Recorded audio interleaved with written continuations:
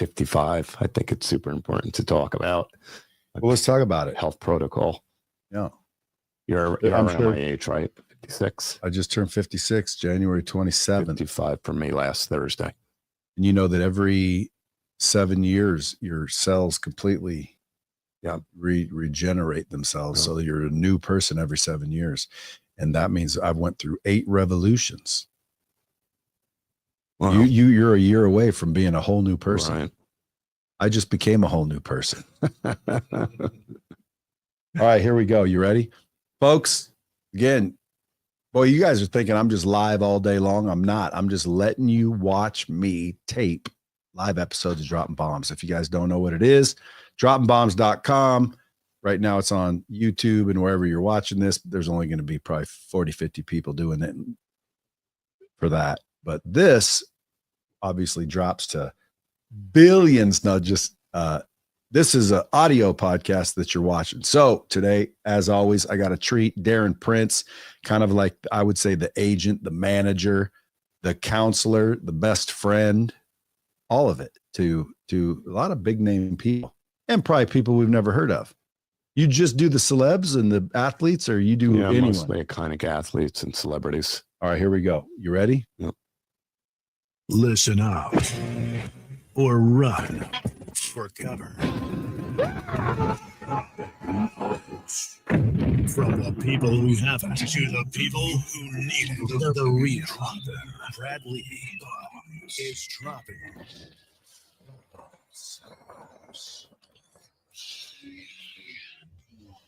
What it is, Brad Lea back again with another episode of Dropping Bombs today in the studio. Folks, as always, I got a real treat for you. A second timer, maybe even a third timer. Darren Prince in the house. Thanks, man. Second time, but first time in the studio. The last time, I don't think the bomb button was working. Were we downstairs? We were downstairs. Oh, see.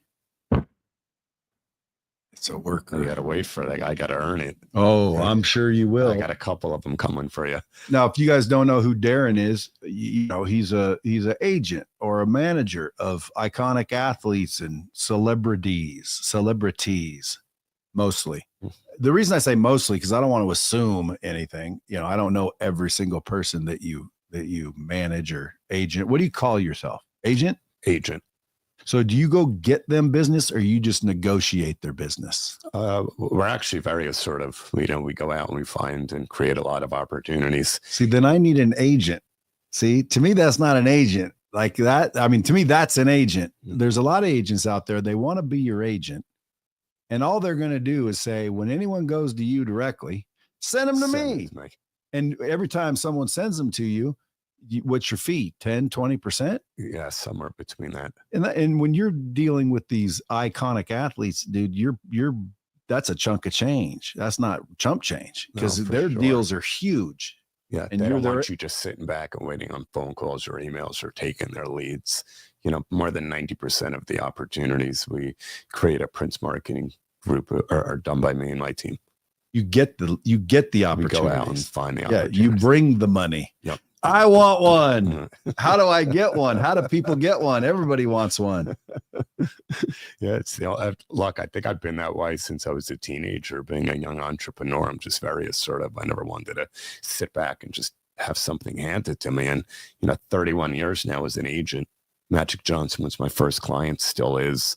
You got to earn that trust. You got to earn that respect, and you got to hustle. They don't like complacency. How do I get all your celebrity iconic clients as guests? I know. Do they charge for podcasts, or do they just only go on the ones they want? It's not even a matter of charge. I know you've asked me about David Goggins. Yeah, I like Goggins. I want to pick his brain.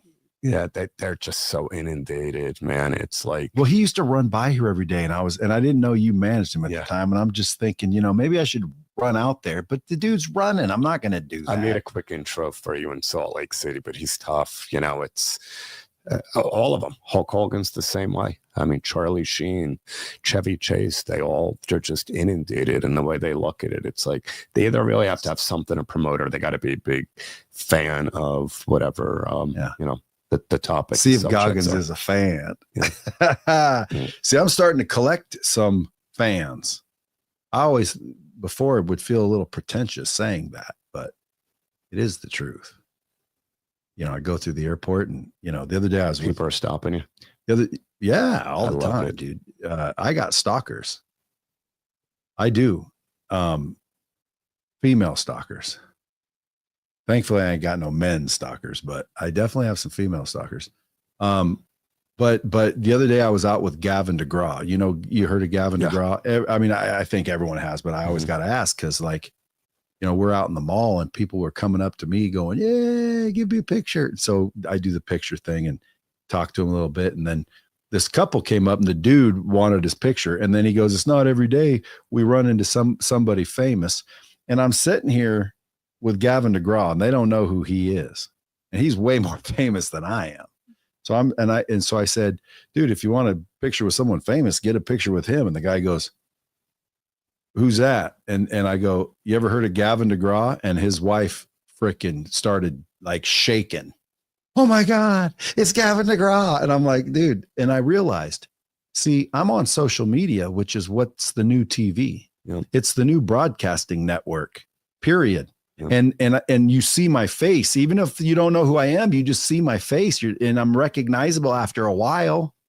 Like if I saw you a couple times, maybe nothing. Third time, who is this dude? Yeah. Maybe I go boom. And I start to kind of realize that, like, he's known for his voice. He wasn't singing.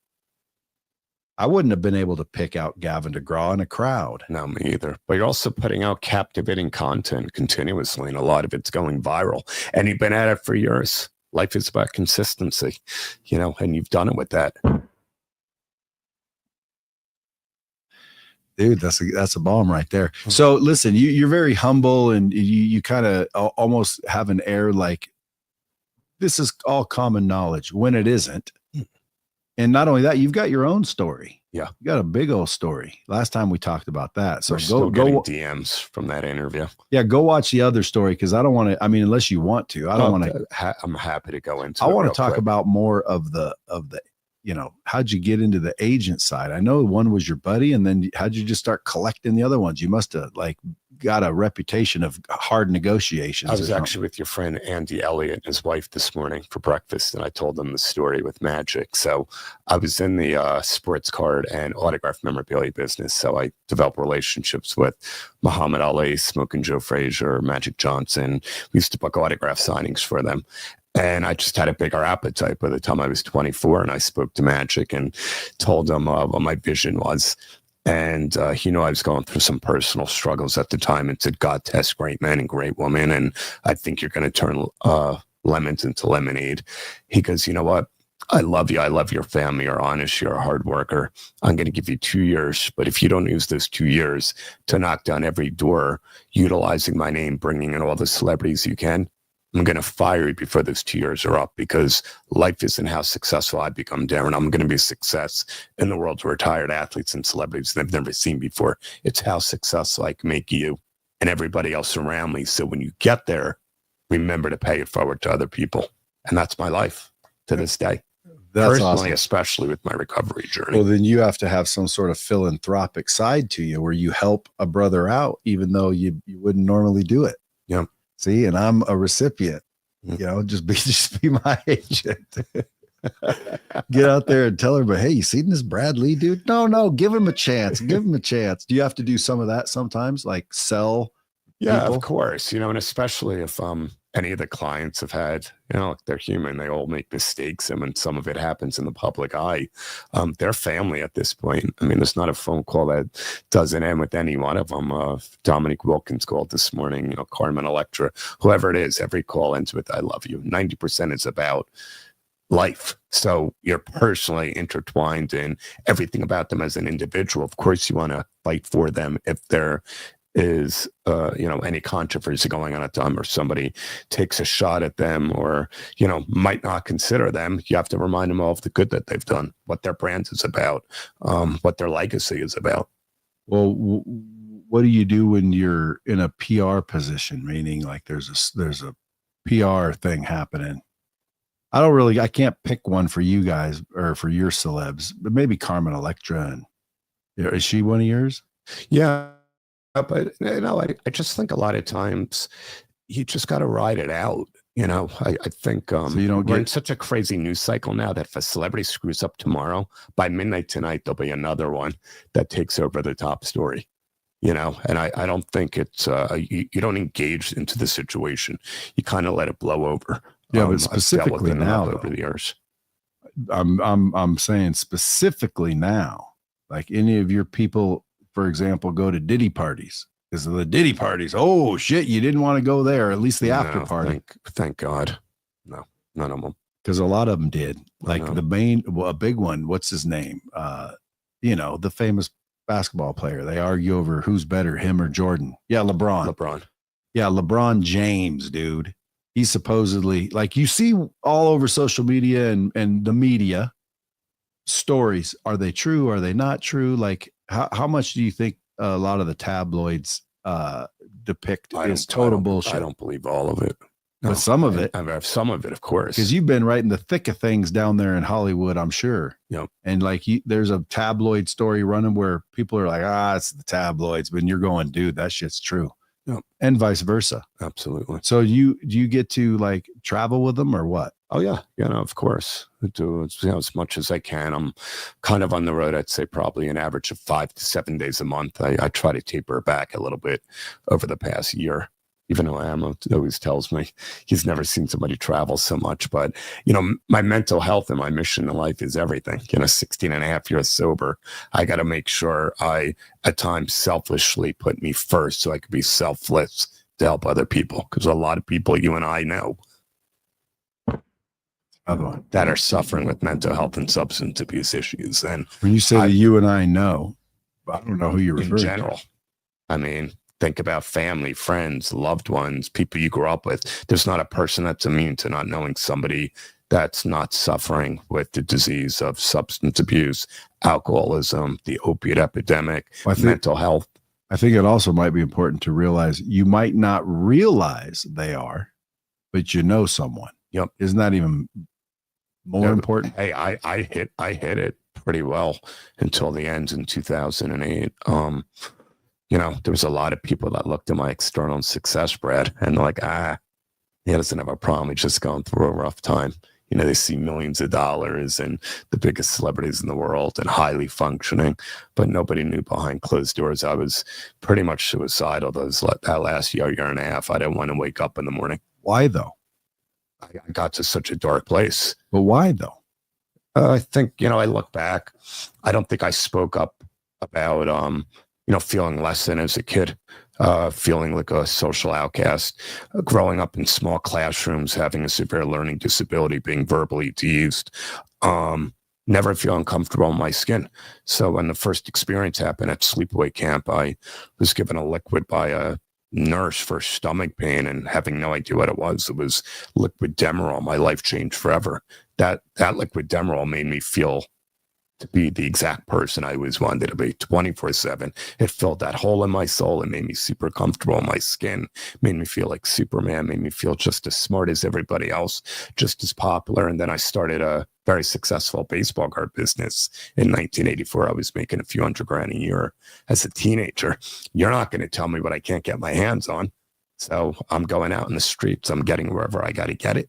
And I felt this was the answer. This was the piece of the puzzle. Well, you better tell them why it wasn't, because after hearing that, it makes me want to go try some liquid Demerol. You know, it just isn't. I mean, it starts out as fun. And, you know, I had an overdose in the city in 2007 during NBA All-Star Weekend. And that was just horrific. And, you know, I was married at the time. The paramedics they came to the Mirage, and oxygen mask in my face, needles in my arm, EKG machine, and, you know, in and out of consciousness. And I'm just looking up at the sky, begging God, I don't know what the hell I just did. I won't do it again. And I never made it out that night, but, you know, the disease of addiction, man. I woke up at 3 a.m. and I looked at myself in the mirror, bloodshot eyes, bags under my eyes. And instead of drinking alcohol, I chose to just snort a couple more Percocets and Tussinex cough syrup, which is an opiate-based cough syrup, and go back into bed. They say the definition of insanity, doing the same thing over and over again, doing different results. And It still took me a year after that to find recovery and find God. But you finally did. I did it, man. It's not where you're from in life. It's where you're at. What's the emblem? The emblem is the insignia for Alcoholics Anonymous, AA, Unity, Recovery, and Service, and the 12-step spiritual fellowship that saved my life, changed my life. But, we spoke about it earlier. I have a wellness routine that's just unprecedented. I mean, I've my protocol right now. What is it? It's ice bath, hydrogen water. When Gary Brecka was with 10X, so I've been on the 10X program ever since. I do frequency work, grounding mats, grounding pillows, grounding sheets. I'm part of this group, Brain One. It's a new AI app where you can actually work on your brain fitness health, because all we talk about is this type of health. And it allows you to follow different protocols from thought leaders, regular everyday people, influencers, athletes, to work on the noise up here. Because you don't have to be suffering with drugs and alcohol to not be right up here. You and I know a lot of rich people that they're unhappy. And we know a lot of real rich people that are assholes, as the expression goes, because they haven't worked on that trauma. And I do a lot of meditation with my boy Lingerie. I do a lot of breath work. My protocol, it's everything to me. This morning I had a frequency watch on that works on all the underlying root issues. I did that for 30 minutes up on my grounding patches with me. I work out 6 days a week. I follow the cleanest diet I can. All this stuff, red light therapy, it works. And, it's not that expensive. It's not like there's an excuse for people. Well, I mean, it's an excuse for some broke ass people. Let's be honest. Oh, you can even red light therapy and all that shit. You got to go to spas. You got to go to these little spots, and when you go to the spots, yes, but you can actually get an affordable red light. Yeah, you could get grounding sheets. I always wonder, which though, actually takes care of inflammation, makes you sleep better. Where's the grounding sheets? I mean, grounding sheets are, it's like earthing. Where do you get them? I'll get some. You can go online and just buy them. Grounding sheets. Yeah, you could buy them anywhere. Dude, give me a list of all the things, because I'm not broke and I do want all that shit. You're at that age now, man. I'm literally. I'm past that age, Darren. You're a year older than me. You're 56. I just turned 55, and I feel like I'm in my mid-20s because I stay consistent. I'm disciplined. So it's not just about the healing of the trauma that we all have. Let's face it, healing's an ongoing journey. I've gone back. I've done that inner child work. No drugs, though. Have you done any like ayahuasca or any? I never needed to do that. I've done NLP, which is what Tony Robbins does, neuro-linguistic programming. Yeah, but that's not drugs. So no, but you get the right guide, and you get the right healer, and some of that really knows what they're doing. Like Amon is my guy, Landry. I mean, he could take you really deep with sound frequency. Who? Who'd you say? I've got my boy. He's like a renowned spiritual healer. Like, in my opinion, he's like a Joe Dispenza type, but on steroids. Damn. And he could take you really deep into meditation, where you can go back into that younger Brad, that teenage Brad, those moments in your life, and really through breath work and connecting with that younger self, when you come out of it an hour or two later, you literally feel like a giant weight has been lifted. And the thought might be there, but there's no more physiological reaction or anxiety or back pain or stress. And there is physiological. I live for that stuff, because I'm like, I didn't just get sober to not drink and, not do drugs. Like, I want to help people. And, I've got my own foundation, the Aiming High Foundation, which is named after my book, my 501c3. We scholarship a couple dozen people a year to treatment for mental health and substance abuse. So like, the business part of my life is great. That's all set. But I'm totally more about purpose first over profits, because I think if you focus on purpose in life and helping other people, the other part of life falls into place. I always say that, and I agree. And I know you're that way too. Well, I'm more, I say relationships over revenue, like 100%. Like people over profits, money over relationships. That's been my superpower in business. People ask me, how do you stay with the clients so long? I don't think I'm the greatest agent in the world, but I care. I've got personal relationships with them. It's Thanksgiving, it's Christmas, it's holidays, it's birthdays. Hulk Hogan's son got married a few weeks ago. I flew out there for the wedding. I mean, these moments are like everything. If a client's sick, they call me. If they're not feeling well, if I'm going through something in life. I mean, my mom passed away November 3rd. The first 3 calls I got November 4th after I posted something about it, because a lot of people loved my mom. She was an incredible woman. Was Magic Johnson in the morning. David Goggins was in Australia, called me a few hours later, and then Hulk Hogan called. That's not a name dropping thing. They're like family. They're really good people. You know what I'm saying? We're like boys. We care about each other. We might have came together on business, but so much more came out of it than business. Oh yeah. Well, I mean, yeah, that's. So you're like buddies with those guys. Yeah. Is it like that with all clients? What if you have a client that you don't really feel the same about? I think there's a handful of agents and managers that I know that somewhat. I do think I've done it very differently. I think I've always cared more about the clients than the deal. What about Jerry Maguire? He did it, didn't he? Like Tidwell and Maguire. That was a perfect example. Lee Steinberg, who I know, that was based on his life story. And our boy Dave Melcher used to, be partners with him.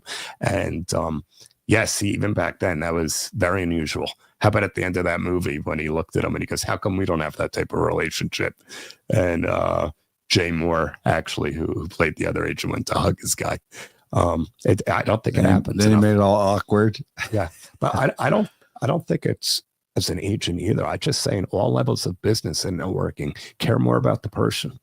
Find out about their family, their likes, their dislikes, their hobbies, their activities, their relationships. Brothers, sisters, all that stuff. Instead of this young generation focusing so much on the bag and the money, no, actually care a little bit. Put a little bit of effort into, building a real relationship, and then tell me I'm wrong in a couple of years or less when all of a sudden those real relationships start getting monetized. Real. I like that word. It's my brand. Yeah. Real relationships. Yeah. Because, I was writing my book, and I think writing books at the beginning are somewhat therapeutic. So I'm writing and I'm trying to basically say, put money over relationships because look what this dude did. And then I realized that I was doing the same thing. Yep. And it's easy to do without even knowing you're doing it. Of course. But a lot of people are thinking, well, I'm not going to get screwed. And you want me to get this and that? It's like, no, if you're hearing what he's saying just factor the relationship more valuable than the money anyway. And if you think about it, it's also true because if the relationship goes away, the money does too. Yep. So if it's a business relationship and you focus on the money and you put the money over the relationship, soon they'll both go away. Yep. Because you ignore the relationship, it eventually deteriorates and possibly goes away completely. And if it does, where's the money go? Well, I'm not gonna pay you money every month if I don't like you a little bit. No. If I hate your guts, bro, and the relationship is broken, I'm figuring out a way to stop paying you. You gotta vibe with somebody. I just think it's about like Andy and I were talking about this morning. I think it's that energy and that frequency is so important. And where'd you see him? We met at Harrah's for one of the spots for breakfast, him and Jacqueline. And I think I don't know. I just think it's been so overlooked, and it's everything to me. You know how many deals I could have done? That putting myself first, putting my own financial benefit first. It's never been my personality, because at the end of the day, to me, it doesn't matter if you're worth 50 million or 500 million. You could still do anything you want in life. So maybe you don't own a plane at 50 million, but you could certainly lease one. You could certainly have a timeshare card. I'm about like integrity. It's just so important to me. And, I'm still not perfect. I got to work on myself every day. I still got character defects, but man, it's the best version of myself I've ever created. And I work hard at it every single day. And, putting service first to others is everything in my life. But I won't sacrifice my own well-being. Like I said, it's selfishly sometimes taking time back for you so you can selflessly help other people. mainly with like that self-care regimen you have. It's everything. It's the self-care recovery regimen, but it's also work. I mean, if I'm fried, I had a date in March last year where I had Goggins in Orlando in the morning, and then Magic was speaking for Aspire, the Aspire tour group that night in LA. So I can only stay at Goggins for an hour, and I had to get back on a connecting flight to LA. And I walked in 5 minutes after Magic got on the stage and gave me a big hug when he saw me afterwards. But he could say it, he could say to him, because, man, you look tired. And I was like, I'm taking the next 3 days off to myself, no work, no nothing, going for massages, manicure, pedicure, whatever I got to friggin' do, steam room, sauna. I just know when it's time. What about a Lindsay Lohan refresh? I think she's doing good though, Lindsay Lohan, right? But have you seen her lately? No. Frickin', she looks 24. Yeah, like you haven't seen the big before and afters of Lindsay Lohan? Like she was looking like for a while there, she's getting a little older. Christina Aguilera too. Her too. But I think she went like Ozempic skinny. The Ozempic. What's her name? Lindsay. What about Brad Lea? You freaking trimmed up real nice since I saw you last. Well, again, Andy Elliott bet me $50,000 that I couldn't get abs in 90 days. So I got abs. Yeah. 90. Yeah.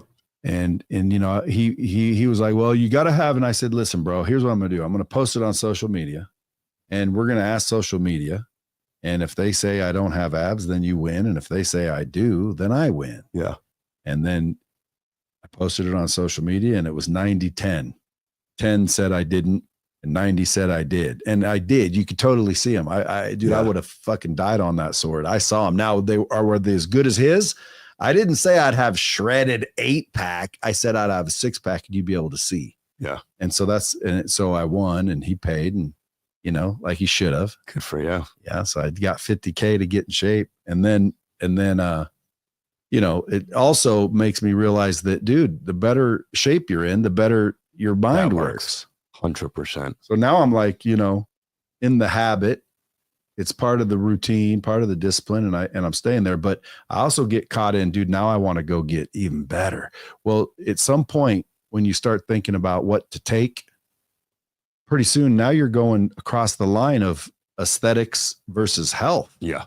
Like, dude, there's people with an 8-pack shredded that they're not that healthy inside. Exactly. Because they're doing this to get it. Exactly. And dude, like to me, I'd rather be a little bit pudgy. I'd rather have a little bit right here than just get freaking monster veiny. Because that other stuff too takes years off your life. It's not even worth it. You're playing Russian roulette. Or your health, dude. Next thing you know, it caused your freaking prostate to get 10 times bigger. Who knows? Yeah. But I just do it as natural as I can do it, is my point. Because health is the key. It's not the looks, even though it looks good. Now people say, come on, Brad, you ain't on anything. I ain't on anything except one thing. And it's called TRT. So people say, do you do the test? Yeah. You don't? I don't do it all throughout the year. Only because I had some liver enzyme issues from all the opiate abuse. So I just got to watch it. Every once in a while, I got to do a blood dump, and I'll do the cream. Well, we all do that. Yeah. Yeah. That's normal. Yeah. Testosterone will thicken your blood. It gets your oil gunky. So people are like, see, that's not good for you. Listen, I don't know what's good for me. Yeah. I know that the people that are doing a little replacement, not overdoing it, but just replacement therapy, they feel better. They look better. They're running around like a freaking 30-year-old. Yep. They're freaking, the evidence shows me that it's good for you. 100%. That's all I'm doing. Yep. Agreed. But the rest of it, like people go, dude, start taking this and you'll get this. And I'm like, dude, no, it's too much. Yeah. It's too much. I want health. It's not needed. And I'm not really sober as you would call it, only because theoretically I could drink, but I don't, Well, you choose not I just stopped to. Yeah. Right. I just stopped it. It's like stupid, dude. You hung over the next day. You feel like shit. Technically and scientifically, you're poisoning your body. Yep. So you're out celebrating by hurting yourself, literally, physically. But you do have fun. Like, again, when you were telling me about liquid Demerol, I'm like, dude, I want to try that. No. Like, you felt like Superman? Shit, I want to feel like Superman. But you also built your own empire. And it gets to a point where, most people I know that have the success like you have, for me, I had to, stay away from the drugs and alcohol. They just don't. Do you ever you're more structured. You have more of a routine now in life. You're a family guy. You're married. Like those nights, if they happen once a year, maybe when you're out with boys or whatever it might be, they're few and far between. You're expected at a certain point when you built, especially with what you built, to have the discipline to stay away from that. Because if you don't, you're going down. I don't care who it is. I mean, I've seen it time and again. It's not worth it. Do you think that any agents ever get jealous of their client? Yeah, I mean, I wrote about this in my book. It's a good question. I gave you a copy last time I was here, Aiming High, that I wrote in 2018. That's the other thing. They got to put their egos aside and understand, like, to me, the clients make the agents, not the other way around.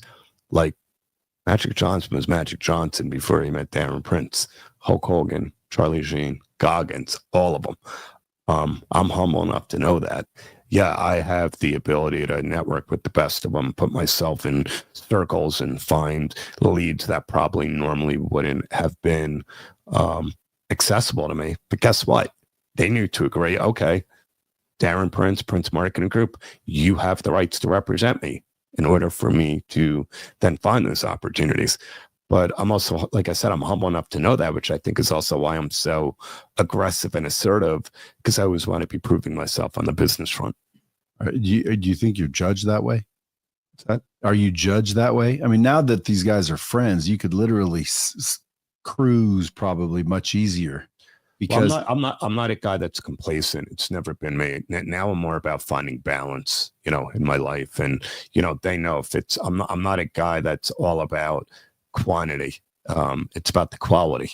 So if we bring you one good project every couple months, or every 3-4 months, it's fine because, it's going to be a good one. And, in between that time, it's shooting a text once in a while, checking in, see how they're doing. So if you became my agent and someone said, "Hey, Brad, you want to speak over here?" Am I legally bound to like send you that lead to deal with? I've never been one of those control guys either. It's never been my thing. I'd rather earn it. If you were like, "Hey, why don't you pitch me for opportunities when it comes up? I'll give you 15-20% for everything you find." That would be fine too. I do not need the control. I'll do that. I want to earn. I want to earn, because that's how you create resentment. What if somebody keeps sending you lead after lead after lead, and you're not really generating anything? I mean, anybody could do that. I think it would get old. It gets old after a while. Because like people will call me. I mean, I get $50,000 for a speech. Like $50,000 for what? Well, I just talk for an hour. What about whatever I want? They say. Yep. They say, well, what do you? I say, what do you want me to speak about? And they're like, whatever you want. And usually they'll go, just drop bombs, bro. And I'm like, okay. So I'm going out there, and it always puts me in a bad situation because, I don't prepare. I don't have PowerPoints, but they give me $50,000 is my point. So when they call me and I have someone that handles that, and that person was to take X% every single time, whether they got the lead or not. Like, dude, like if you got me the lead, you should be at 20-30%. Yep. If I'm giving you the lead and you're negotiating and making sure all the legals are there, so I'm not screwed later, I'll give you 10%. Well, now here's a little different. Here's the thing you get with me. So if you were to send leads, most people don't know how to upsell the lead. So I'm going to sit here like my team does when those opportunities, do happen, and say, you know what, for another 25, Brad will do a photo op session with 15, for 15 minutes. Brad will do a social media post. Brad will do a little soundbite on site and pop it up on his. That's what you got to do. But don't you have to go check with the talent? Well, I come back to you. I said, Brad, by the way, these 2 basic things that cost you no more time whatsoever, I just got you another $25,000. Yeah. You're not Right going to say on. no. See, that's earning your money. You're not going to say no. Yeah. But it's because I've been around it so long. So I know, So if someone calls me for a speech and I throw it to you, I owe you 5 G's, but you might end up making it 75 G's. Exactly. But then I'd owe you 7,500. Right. But then you look at it as, well, what type of percentage are we talking? Well, 10%. Oh, you're picking up another 20,000 and you're coughing up another 5. So yeah, no, I was just saying it for people because they think scare space like that. Yeah. Like then I'd owe you more. Yeah, but you'd be getting more, dumbass. Getting more, like too. I'll do that all day long. Yep. I always tell people when they bitch about their percentage or their compensation they're on, because I get a lot of sales guys calling me about, how do you close and this and that. And I'll say, well, what's your pay plan? They're like, well, they give me 30%. And first of all, I think 30%, dude, that's pretty damn good. Yeah. That's like you're a partner. Yep. So number one, 10% for an agent, I think is more than fair, especially if you're generating it. Yep. I'll give you 30% if you generate it. Yeah. Because that's found money to me. Found money. They wouldn't have called me. Darren was at a party and he said, hey, have you ever heard of Brad Lea? And the guy goes, no, not really. Look at this guy. Hey, you want to book him? Yeah, I'll book him 50 grand. Okay, great. Hey, Brad, I found you 50 grand. Yep. And you only want to give me, 30, 40 grand of it. I'm good with that. Yep. So I think everyone needs an agent. You can call it an agent, but what I mean is everybody needs an advisor, even or a what do you call it? Like an advocate, an ambassador. Yep. And that's what you are for these guys too. Yep. So the Jerry Maguire story, okay, that was, you say, Lee Steinberg. Yeah. So who was his Tidwell? I don't know who the Tidwell was. I've read it before, but I can't even think about it now. I don't even think it was like a mega star. But it was based on a real story. And what are you doing on these Aspire stages I see you on all the time? I just book a lot of my talent for them. I do my own public speaking all over the world. But I see your face too. Recovery. And I don't really talk much about business. It's more like mental health and recovery. I've been offered, I've been on panels, business panels and stuff like that. And I was on, at the Holly Short Film Festival panel in August in LA. I don't really enjoy that stuff as much because, when I got sober, my ego, basically went away. And I don't like having to talk about me and the clients and the business. I'm more just, I'll do it because I know it's intriguing to people, and a lot may want to become an agent, try to become, their own influencer, celebrity, and I understand it. But as far as my keynotes, it's always more about my personal mission in life. But Aspire's like the top business mastermind event. I know the one you were at was Limitless in Salt Lake City. That Fleischman's behind. And it's just, a group of, top tier celebrities, I'd say business moguls that sit there on stage, do a Q&A with one of the owners of the company in front of 4,000 people, and really creates impact and very educational for people in the audience to take whatever they're getting there and then take it out into the real world. Yeah. So if your main mission in life is to like help people stop going down the road of what's the opposite of sobriety? Abuse. Yeah. That's your mission? That's it, man. And helping, to scholarship people with, if they can't afford rehabilitation. My Aiming High Foundation, it's just my favorite thing in the world, where I get a DM, there could be an email, it could be a post on my page one day where somebody's like, man, I'm struggling. I just sent you a message, or the website gets an email and they can't afford treatment. And, part of my God-given mission now is I'm able to call that person directly. I know we have the funding, and you're not just helping that person, you're helping the entire family. It could be a father, it could be a mother, so I can send them away for 30, 60 days, reprogram their life, find out where this all originated from, get on the path to recovery, and you get a brand new person back in your life. You introduce them to red light and all the things. I'll tell people about, the basics more. A lot of those people, obviously, finances are a little bit of a struggle. So, I'll recommend a handful of the other ones that are more economically affordable, or even a couple of them implemented in your system each day can even help the natural dopamine levels in the brain, the endorphins. It can just help you get a better night's sleep, so you're waking up more excited about life instead of with all that anxiety that people are going through nowadays. So you're like the guinea pig almost.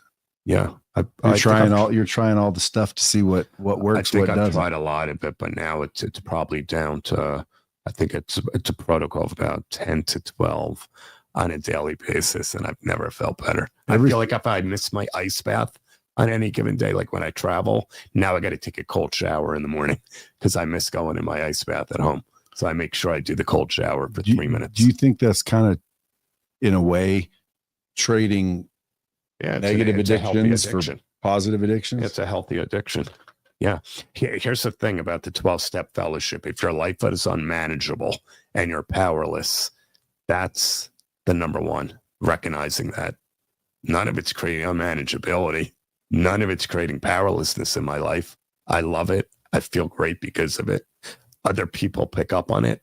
I'm able to help other people that ask, hey, you look great, or, what are you doing? What are you taking? I'm not taking much at all. I'm implementing this into my daily routine because I know it works. Do you think everyone has an addiction of some kind? Yeah, of course. When I did Jay Shetty's podcast, we talked about that. He goes, everybody has an addiction. Don't you believe? And I said, absolutely. Well, then let's find mine. How do we find mine? Because I don't feel like I'm addicted to anything. One time I did crack for 3 days straight. I heard that one. Yeah, was great. But at the end I'm like, this ain't no good. Kick. I've done all the normal. When I say normal drugs, do we take the cell phone off the list? Because that's a common one. I'm not addicted to it, but I would say that's a close one. That's a close one. Downtime. No, but that's a close one because again, I am not addicted to it, but I think I'm leaning towards addiction. Would there be anything I should do to prevent the addiction? Because right now, when you said that, I'm like, yeah, technically, addicted to Call of Duty, but I'm not, because after I, got good at Call of Duty and it got boring and I'm like, okay, enough Call of Duty.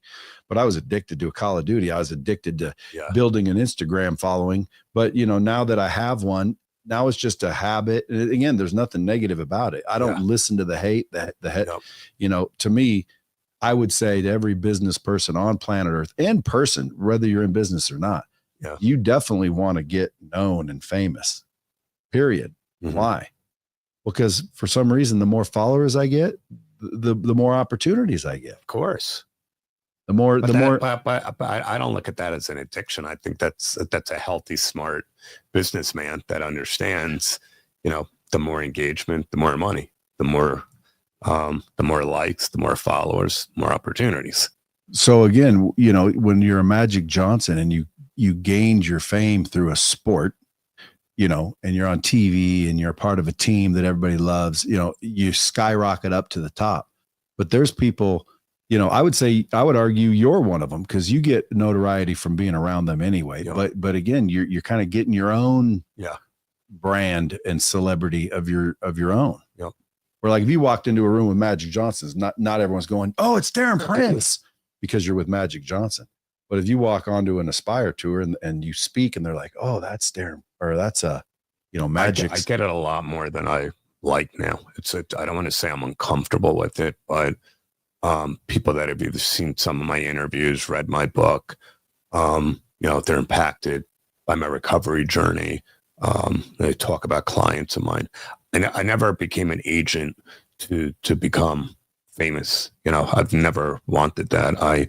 I see what they have to deal with, and there's honestly such a relief. I've even joked with Charlie Sheen about this sometimes, where we're going to an event and we come back and he gets in the car service and I go back to my place, and I've had that with Hulk a million times where, God, I feel like I step back out of that realm of having to deal with the bodyguards and the security and the car services and the back entrance here. I'm like, look, I'm good with the money part of it if I was them, but I do not want that notoriety part of it, because you have to be on every single day. You have a bad day the minute you leave that house and have a bad experience or an interaction with the fan, paparazzi, media. It's everywhere. Let alone stalkers. Yep. No. Which one of your clients have the worst stalkers? I'm trying to think, has it really even happened in a while? I mean, there was one about Charlie 4 or 5 months ago. His neighbor he had a big issue with that was all over the internet. But thank God. I mean, how's Charlie doing? How's Charlie doing? Amazing. Because I don't see much of him anymore. I think he's about, coming up on 7 or 8 years sober. But I mean, is he canceled? No. I don't see him on any TV shows. He was on the show. What was it? My Bookie on HBO with Sebastian Maniscalco. He's got a film project in the work, a book. Oh, I saw that. That's a good show. Yeah, where he's over playing poker or something. Yeah. So but like, dude, Charlie is classic. Yep. He's always going to end up classic, even though the shit he went through and the shit he did. Yep. Nobody cares. Like, again, I mean, at the end of the day, it's Charlie Sheen. You know what? I tell him he brought the gift of laughter to the world and keeps bringing it on those reruns, and that's a special gift to give a lot of people that need it. Yeah. So how come you don't have a podcast? You asked me that last time. You said the same thing to me. I don't do it. Well, dude, because he's friends with him and he gets these guests and he'll just skyrocket because he can get the right guests. And then that opens the door for all the other guests that want on. Do you know how many DMs I got about that last time? Because, I mean, dozens of people like, you need a podcast, DP. Darren, you need a podcast. Speak to Brad about the podcast. Well, how do you claim that your mission is to save people? Ago that, only because it was mission based. I just only have so much capacity. Yeah, but Darren, Brad, like we're partners in we have a private equity group. It's called the Legacy Fund with Dominique Wilkins, Kevin Harrington, the Shark Tank judge.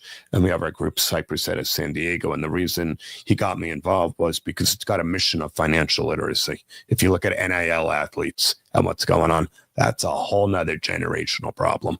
Getting millions of dollars in college, parents having no idea about taxes. Thought about it? Blowing all the money, and guess what? They're not going to make it to the pros. So that took a little bit, but he convinced me to get involved in it because I like that mission. Like, but you've never thought about that, right? Think about these college kids. They can legally now make millions of dollars. Well, I like that though. It's fair if you ask me. It's fair, but they should be paid.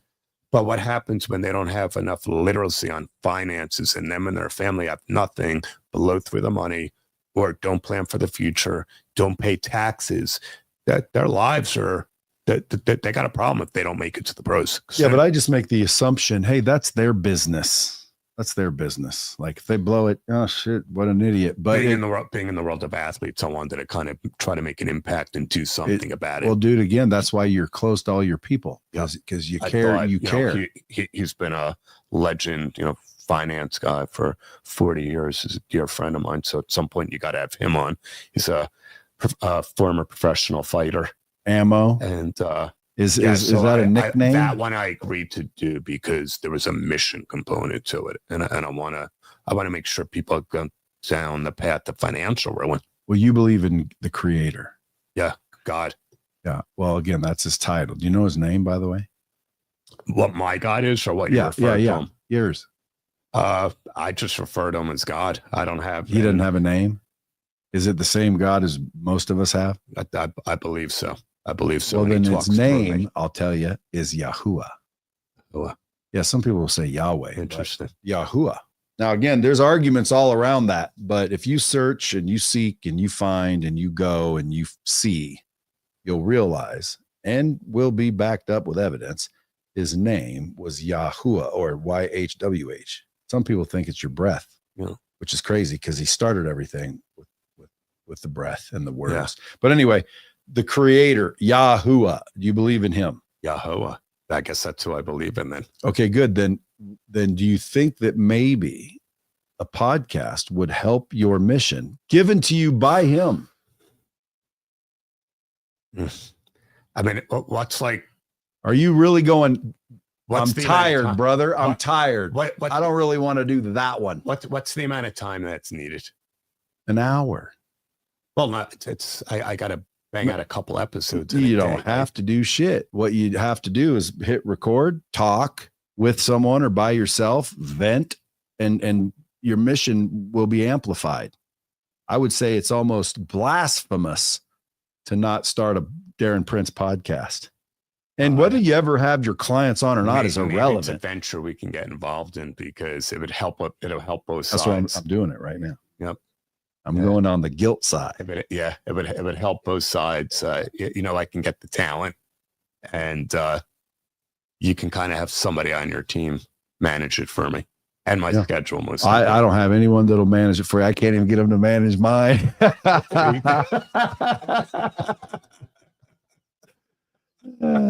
If you find them, let me know. I need some too. But I would start a podcast if I were you. And again, it had nothing to do with my clients. Yeah. Would I leverage them if I was that good of friends with them? Yeah. Absolutely. Yeah. Like I would have no problem if I was buddies with Magic. Hey, dude, get on my show, bro. I need the help. Yeah. I got to get it out there. Yeah. Then you get some of those clips, and then everybody comes for the show that they've been listening to you for years, and he was only on there once. Yeah. Like if I could get Brad Pitt, let's go. Yeah. I get Danny DeVito, like let's go. Like Quentin Tarantino, let's go. Why? Because dude, that'll bring them. Now, I'm sure you've heard of the Tate brothers. Yeah. Andrew Tate. Yep. Tristan Tate. Yep. How well do you think they understand attention? I mean, I think they've done a great job at it. How come you don't like reach out and say, I will represent your ass? I think it's, they're more like, they're famous, but not in a genre that I think works for Prince Marketing Group. I respect everything that they've done, what they built, and how they monetized it. And I do really like the fact that women that couldn't stand him 3 years ago are starting to come around to understanding he was right on a lot of stuff, and his brother, both of them. But it's just, well, first off, I don't even think they can come to America. Why can't that makes it difficult. Is there an issue with well, maybe right this second, but eventually they're going to be free to travel the world. And when they are, I guarantee you, dude, like if I were going to put on an event, like if I was Fleischman, and I was trying to pack some seats, they would be incredible on stage. Dude, I guarantee you, dude, if they had I know Andrew now, and I'm going to do my best. Yeah. When he comes over, he's doing the podcast. He emailed me first a long time ago before he was big. And he said, hey, I love the show. I'll come on and we'll break the podcast. And I said, yeah, talk to Maria. Yeah. Not knowing who he was, like a dumbass. And then after he got more and more famous, I look back and I'm like, is that guy? And I look, yeah, it's Andrew. So anyway, someone else reintroduced us recently on a couple of reasons. And so now I can talk to him if I want. So I'm going to try to get his ass here. He still says he's coming on the show, but he wants to do it here. Okay. And so I'll get him here, but I want to book him. I want to be his agent only because, dude, that's an easy sell for a while anyway. They could do their own standalone event. You don't need other celebrities or people on the dais. They would pack the house. They're filled with wisdom. I mean, like I said, I loved them from the very beginning, and I knew, both of them that, I was a big fan, a big believer. Obviously been through a ton of relationships myself. My last girlfriend is 27. I'm 55. She was 23 when I was 50. I saw the impact on the social media culture. I had another girlfriend in her mid-20s, and I was like, wow, this generation is so freaking, they're gone. And so, through my meditation and my own healing, I realized, I got to stop trying to find the broken beauties to save and maybe just go up a little bit in age, because have you found any? There's nothing I could do with that young culture mentality where everything is about social media, instant gratification, the likes, the comments, and the way they don't respect themselves, these women. That women respected themselves, I think, when guys like us were growing up. It was different. So are you married? Body count wasn't a word when you and I were growing up. No, it wasn't. Right? No, it wasn't. And although the term slut was. Yeah. But I still think as men, we have to earn our status. So as we get older, we have to grind it and we have to earn our place in society to then hopefully be able to select and pick a woman of quality. I've never, woman at a super young age can live life any way that they want to, be with anybody that they want. So if they're hot? Yeah. Oh, yeah. That's why I say women are at the advantage when they were claiming they're at the disadvantage. I'm like, dude, you're a female. You got an advantage. But a lot of the young ones have to catch themselves before it's too late, because if you're living that way and all of a sudden you're 28, 29, 30, guess what? There's a whole new younger generation of woman, and you're kind of now dealing with all that baggage and the trauma from being so free-spirited and not taking advantage of possibly a really good man or two in your life because you were part of that whole movement and not prioritizing who you were versus having a good time. Yeah. How do you reconcile that? That's tough. You almost have to find a man that lived the same way. See, people are going to say, see, you just said that we have to find a man. We don't need men. We don't need men. Do you deal with that? What are you talking about? You literally need men. Yeah. Literally. Yeah. Do you deal with that when you get a woman on the podcast every once in a while? If they're feminists, I do. Too much about and again, I'm getting to be known as somewhat of a, like, I get a lot of women reaching out that are like, you're stirring the pot a little too much. Do you have a brother? No, they're dude, there's so many women that want masculinity. Oh, okay, it's good. Unbelievable.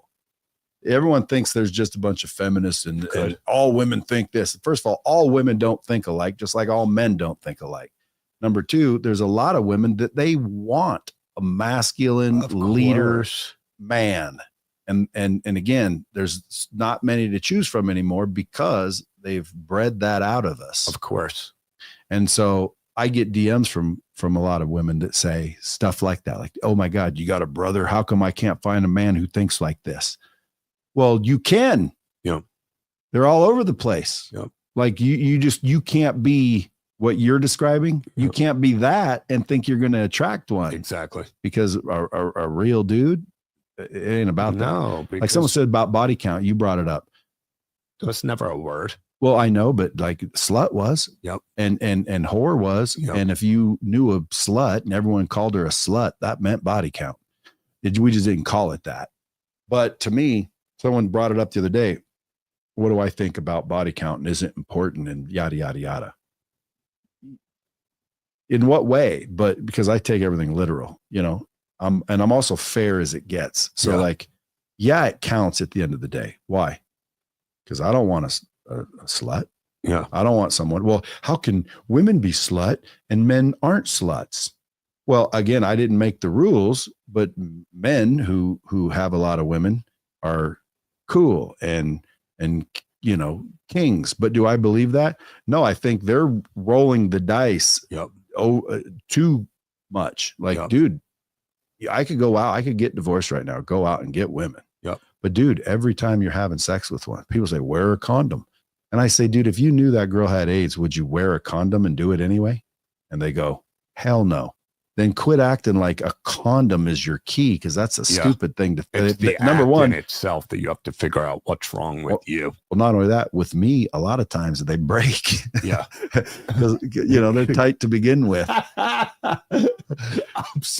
I'm saying as far as the selection process too, of like a man or somebody that's living that life, like it's fun for a little bit, but eventually, like, you want to try to get a life partner in your life. You want to connect, So if I'm talking to a female and I find out she's boned every one of my friends, does it matter?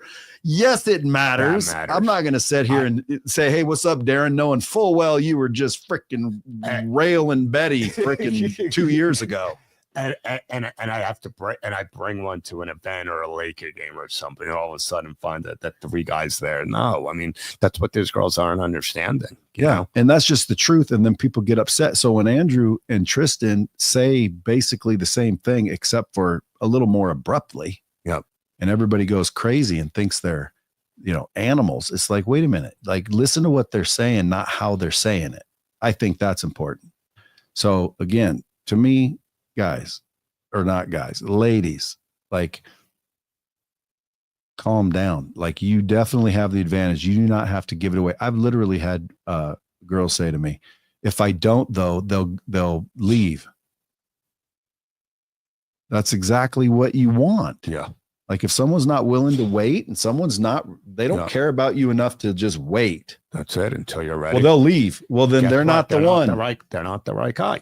They're not the one. Nope. So how do you I mean, your clients have kids, they have, their social media. Like, how do you navigate all that? And what happens if any of them were snared in the Diddy drama?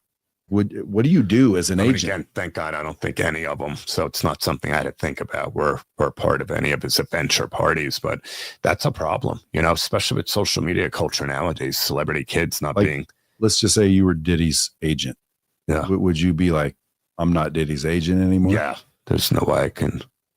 Because you would think that the two things I can't really be associated with is that, any sort of like sexual assault, racism. Those are just things that, it's hard. So if one of your clients, God forbid, got wrapped up, even falsely, like, does your job get 10 times harder? I mean, if it's falsely, yeah, because obviously you have to be there for them and you have to do what's known as damage control. So you don't turn your back on them. At a time like that, you do whatever you can to navigate strategically. I've gotten a Harvard education in PR as well. I'm not a publicist, obviously, but seeing the way things work. So, you just have to strategize and find ways to, kind of come out of it without making yourself too accessible to the media. You can utilize different spokespeople, a publicist, a lawyer, an agent to kind of slowly, strategically place comments and quotes out there, little nuggets of proof to slowly but surely win back the court of public opinion. But there's times where, the celebrity sometimes has to stay behind the scenes if the heat is too much at a time like that. Okay, last question for people watching, listening. They own businesses. They got a little bit of a social media brand, like me, let's say, for example. What would you have me do to grow that? And do you have any secrets of the celebrities? Because, when they say, they call the paparazzi on myself, they do that shit. Yeah. Celebrities will call paparazzi and say, I'm going to be here. So there's a frenzy of paparazzi and it makes them relevant. Yep. But those are like little strategies most people don't know. Give me like 3 strategies for someone trying to build a brand and get celebrity, what they should be thinking and what they should be doing in order to hopefully maybe kick it off. I would try to get yourself in rooms or events that have celebrities in them.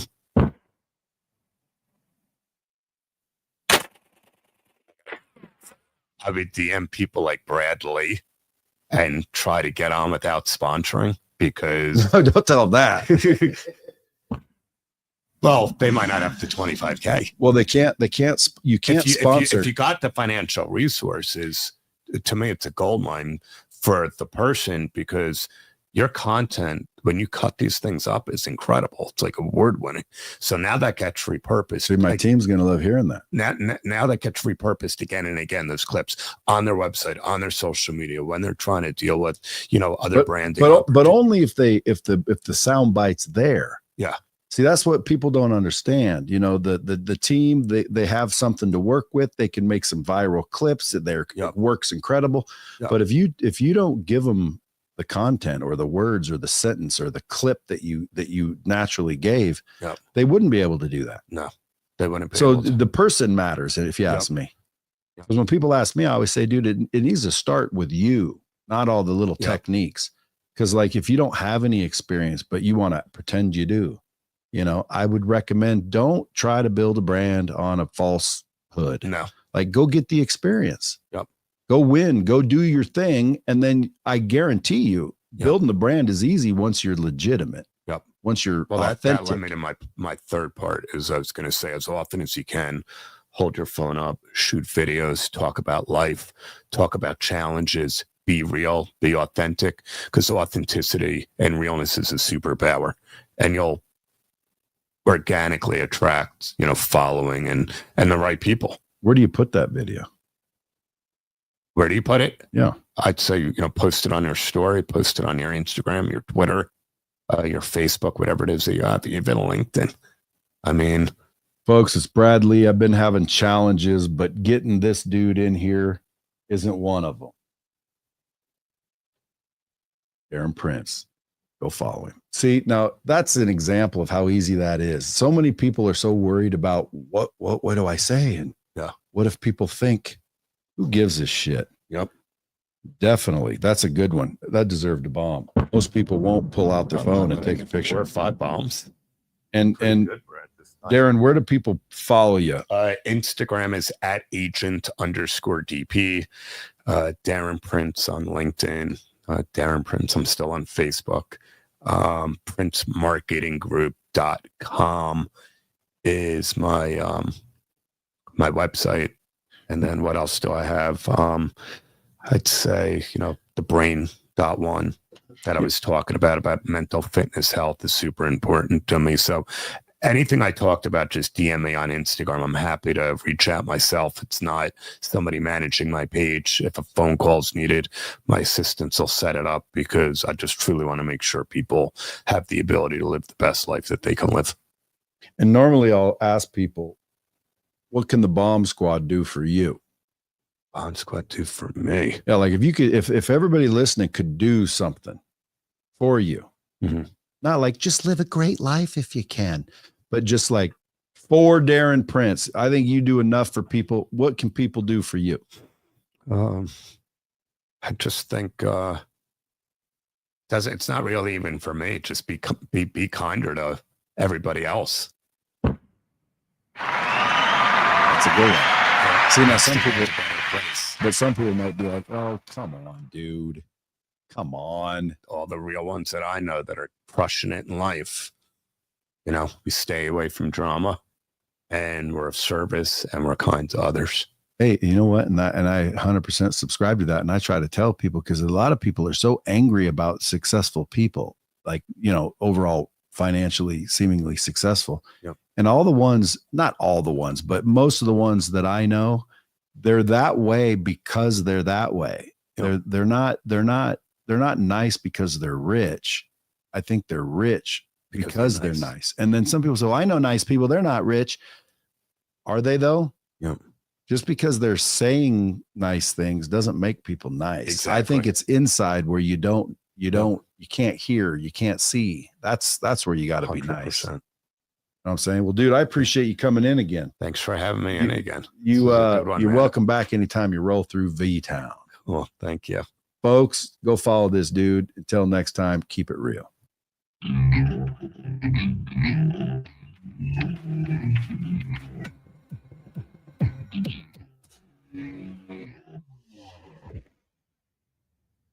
Kill the live. Hey, thanks for watching.